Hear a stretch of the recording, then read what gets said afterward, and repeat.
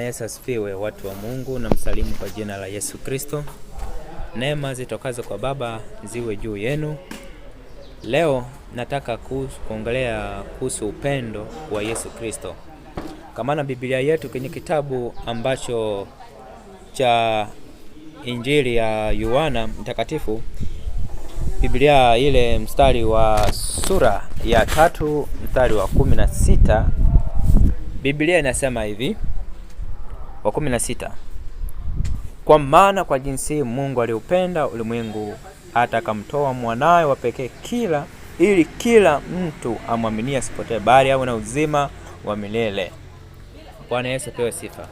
Na leo tunaenda kujifundisha maana ya upendo ambao Mungu aliotoa kwetu sisi mpaka akamtuma mwanae ili kila mtu amwaminie asipotee.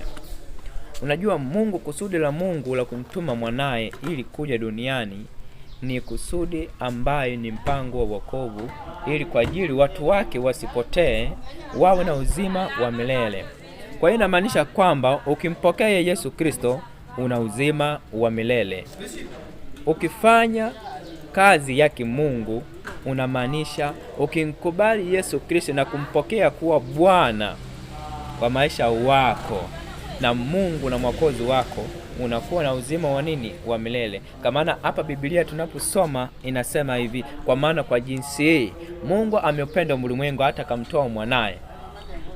Sasa kwa kuwa kwamba Mungu amemtoa mwanae ili kuja kutukomboa, na sisi kinachotakiwa kufanya nini? Ni kupendana sisi kwa sisi, kwa maana dunia iko mwishoni.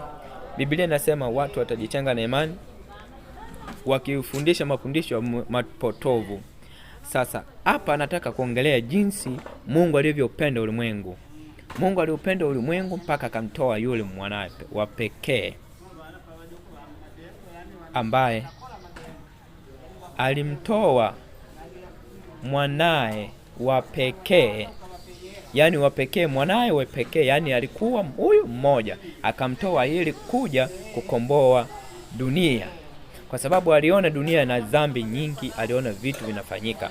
Kwa hiyo Mungu akamtuma mwanae ili kukomboa. Kwa hiyo ukikubali Yesu Kristo na kukiri kwamba Yesu Kristo ni Bwana wa maisha wako, Yesu anakuja kutawala ndani ya maisha yako, sababu yeye alikuja ulimwenguni ili kukomboa kile kilichopotea. Kusudio nini? Kisipotee, kimrudishie nani? Mungu.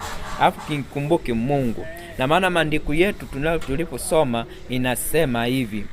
Kwa hiyo wewe ubarikiwe ambao ulisikia ujumbe huu, na kutakia neema ambazo zitokazo kwa Baba Mungu. Amen.